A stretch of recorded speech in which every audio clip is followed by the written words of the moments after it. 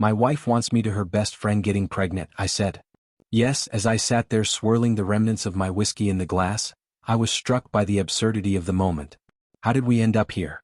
My wife, Grace, and her best friend, Laura, had just dropped a bombshell that felt both surreal and unexpected. Grace and I have been married for 7 years. Our marriage, like any other, was based on love, trust, and shared vows, but it was never entirely conventional. From the very beginning, Grace and I prided ourselves on our openness, adventure, and a commitment to building a life that didn't necessarily fit into a traditional mold. Laura, Grace's best friend, had always been a key figure in our lives. Over the years, she became more than just a confidant to Grace. She became a cornerstone of our family dynamic. When our first child was born, Laura was there, pacing the hospital waiting room with a bag of snacks for Grace. From the moment she held our baby girl, it was clear she would play an important role in our children's lives. Laura had a unique energy, nervous but nurturing, that endeared her to our family. She became like a second mom, showing up with thoughtful gifts, endless patience, and a knack for calming tantrums better than either Grace or I could manage. Laura has always been impressive. She built a successful career in marketing, known for her creative campaigns and driven personality. Despite her professional accomplishments, she's never shown an interest in settling down romantically. Relationships, she'd say, were a complication she didn't need in her life. But something had shifted recently, leading to the bizarre conversation we were now having. It was supposed to be an ordinary evening. The kids were in bed, leaving behind their usual trail of stuffed animals and half-finished projects. Laura was on the couch, as she'd been countless times before, comfortably nestled in our home. The air was warm with laughter, the subtle haze of wine-induced relaxation, and the occasional clink of glasses. Laura was in the middle of a story about a colleague's botched pie chart presentation when Grace dropped her bombshell. "What if my husband was your donor?" Grace asked, her tone calm and measured, as if she were making a casual suggestion about dinner plans. The room froze. I choked on my whiskey, the burn searing as it went down the wrong way. Laura's laugh faltered, turning into a nervous giggle that quickly trailed off. "Grace," I croaked after a coughing fit, my voice hoarse with a mix of shock and disbelief, "what are you talking about?" Grace looked at me with a mix of amusement and seriousness, her sly smile suggesting she wasn't joking. "You've seen what amazing kids you can make," she said matter-of-factly. "It makes sense." I turned to Laura, hoping she'd laugh and dismiss it as one of Grace's eccentric jokes. But Laura didn't. She shifted in her seat, her hands nervously gripping the hem of her sweater. Her expression was a mixture of discomfort and something else I couldn't quite place. Was it agreement? "I mean," Laura began hesitantly, her voice soft, "we've already discussed this." Time seemed to stand still. Her words lingered in the air, heavy with implication. "What do you mean you've discussed this?" I asked, leaning forward, my heart pounding. Grace chimed in, her tone casual as if she were explaining an obvious truth. "Laura's been thinking about starting a family. But the idea of going through a sperm bank makes her uncomfortable. Why go through all that when she could have someone she trusts? Someone who's already proven to be a great dad?" I stared at Laura, stunned. She looked back at me, her cheeks flushed. "It just makes sense," she said quietly. "I know you. I trust you." It didn't feel right going to an anonymous donor. I turned back to Grace, hoping for clarity, but her next words only deepened my confusion. "There's no need for a donor at all," Grace said, her tone still maddeningly calm. "You could just have sex with her and get her pregnant. Why involve a doctor when you can make the process completely natural?" I blinked, trying to process what I was hearing. "You're actually suggesting I cheat on my wife?" I asked incredulously. Grace shook her head, her logic bold and unsettling. "This isn't about infidelity," she replied. "It's about practicality. The end goal is to have a child. This is the easiest and most natural way to achieve it." I looked at Laura again, her face a mix of embarrassment and determination. She kept her eyes fixed on her hands, twisting her fingers nervously. Her faint smile seemed to conceal a whirlwind of emotions. "This is crazy," I said, my voice rising. "Have you two really thought this through? Do you understand how complicated this would make things? What about the emotional impact?" Grace shrugged, unperturbed. "We've given it some thought. Laura needs your help, and you're in a position to give it to her. Why make it more complicated than it needs to be? Plus, you wouldn't be doing it behind my back. I'm the one suggesting it." Laura's voice broke the silence, soft and hesitant. "You're okay with this?" "With me?" she asked, her blush deepening. For a moment I thought she wouldn't answer, but then she nodded, barely perceptible. "I'm at a loss as to what else I can do," she said quietly. I'd like to have a baby, and if Grace is okay with this. Her voice trailed off. I ran a hand through my hair, my mind racing. The rush of emotions was overwhelming. Confusion, disbelief, and a growing sense of unease. How had we come to this? What did this mean for our marriage, for our family? And most importantly, how was I supposed to respond? In that moment, all I could do was sit there, swirling the remnants of my whiskey, grappling with the surreal reality unfolding before me. I was shocked, disbelieving, guilty, and, though I hated to admit it, a faint, unwelcome flicker of curiosity stirred within me. I'm not even sure where to begin, I mumbled, shaking my head. This isn't something you can decide on the spot. I'm not sure what to do.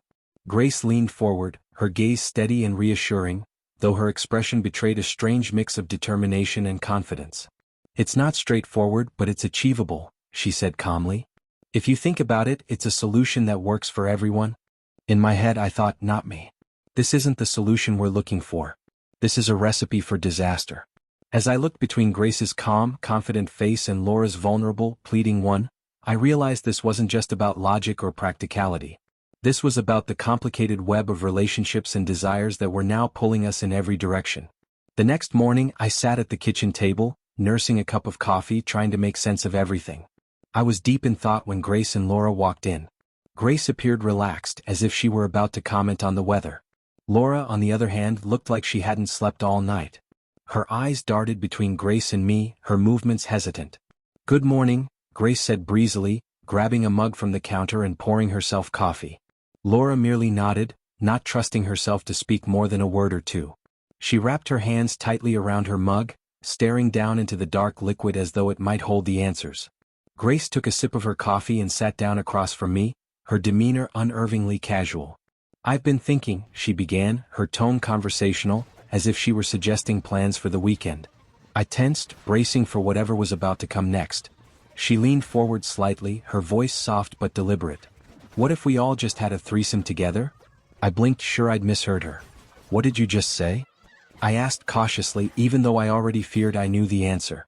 Grace smiled faintly, her eyes sparkling with a mischievous glint. A threesome. Wouldn't it be the perfect solution? Nobody would feel left out and we could all just be honest about what we want. It might even be fun. I was so stunned I couldn't even form a coherent response. I stared at her, trying to gauge whether this was some kind of elaborate joke. But Grace's face remained calm and serious. Grace, I said slowly, setting my coffee down. You're not serious, are you? A threesome? With my wife and her best friend? This isn't some wild fantasy. This is real life. Precisely, she replied smoothly, leaning back in her chair. Sometimes in real life you have to think outside the box. Laura is hoping to start a family. You could give her that, and why not make it a positive experience for all of us? I shook my head in disbelief. This isn't about what I'm willing to do. It's about what's right. This is reckless, Grace. She shrugged, unbothered by my resistance. It's unconventional, sure.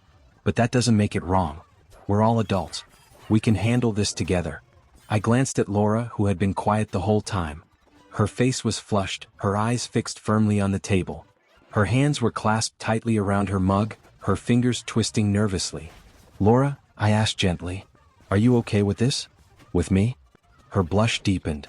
She hesitated, but then she gave a barely perceptible nod. I trust you, she whispered.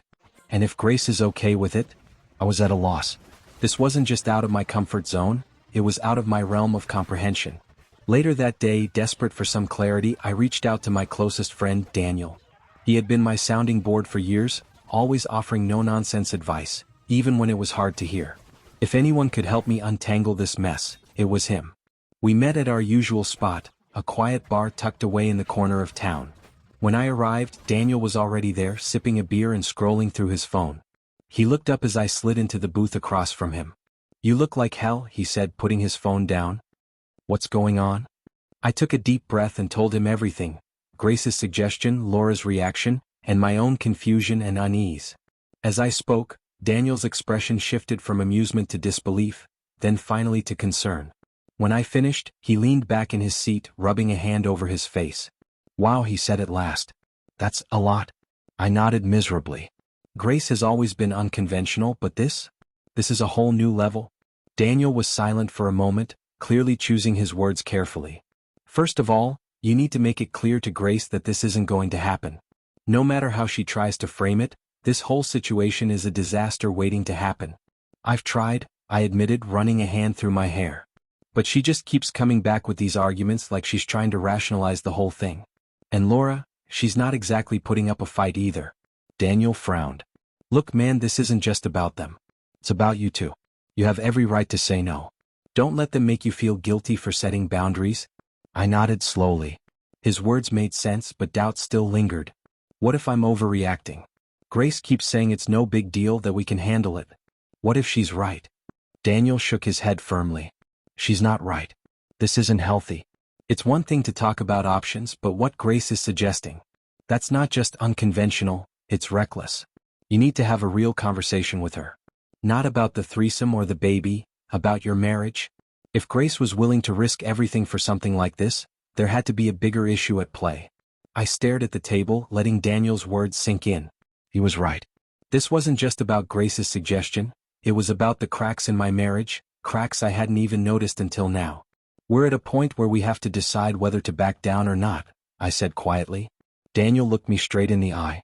Then you need to ask yourself if this is the kind of relationship you want to be in. A marriage is meant to be a partnership, not a one-sided negotiation. If Grace isn't willing to respect your boundaries, maybe it's time to rethink what you're fighting for. His words weighed on me like a heavy blanket. It wasn't the answer I wanted to hear, but deep down I knew he was right.